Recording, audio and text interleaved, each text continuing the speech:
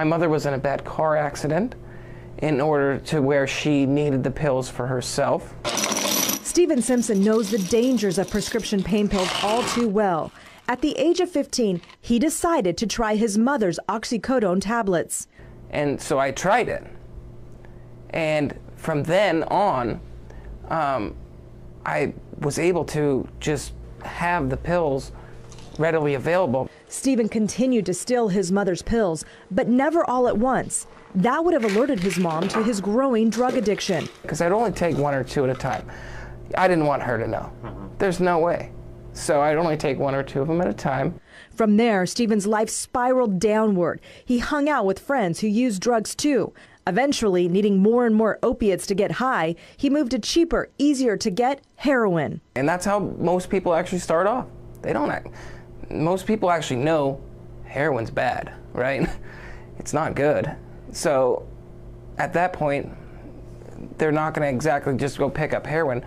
But if you say Vicodin or you say Oxycontin, they ended up going and grabbing it. The obvious question comes next. Why would someone who knows heroin is bad choose to do it? Well, Stephen tried to stop and he found it just hurt too much.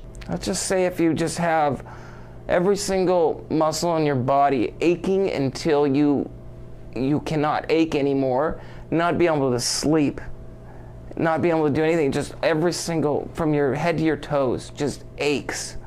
And you just want to do it again. And when you do it again, it ends up in the exact same places where you were, but just a couple days later. Heroin addiction is a family disease, and Stephen was taking his family down with him. His brother Joe Simpson remembers seeing his brother deteriorate. Mom had opiates lying around, and really at a young age, that was his first thing he ever tried. But from that pain came an idea that could help other families. I decided, you know what, these just need to be locked up. Let's stop this problem at the source, and it was ease of access within the household. But a quick internet search showed there was no such thing as a locking bottle. So Joe Simpson decided to make one.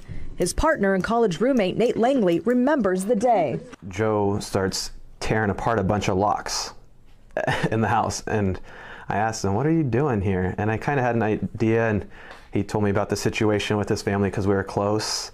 And from there, that's kind of how it all started. We do run into people that say, this is exactly what I was looking for. I needed something to keep my medication safe. And with some hits and misses, it reached a final design, a 4-digit combination lid. We did some testing, and we actually started with a 3-digit combination and tested it with a bunch of kids, early teenagers, and most of them got into it within about an hour. But when we switched it to 4 digits, that made it 10,000 possible combinations. Only one kid got in, and it was because it was set to 1, 2, 3, 4. While the idea came from some of the worst times in the Simpsons' lives, it's having a positive impact across the country. Primex Therapeutics is telling pharmacies to dispense some of their narcotics with safer lock. The Department of Defense is testing the effectiveness of the locking bottle as part of the National Defense Authorization Act. And the state of Illinois is pushing pharmacies to dispense narcotics with these locking bottles, something Cook County, Illinois has already begun doing. It's the one thing that somebody who gets a prescription should be really selfish about is, hey, my doctor prescribes these to me, these are for me, and not for my 10-year-old kid to experiment with. And while their product was born from addiction, Stephen is now 4 years clean and helps run the company his addiction helped inspire.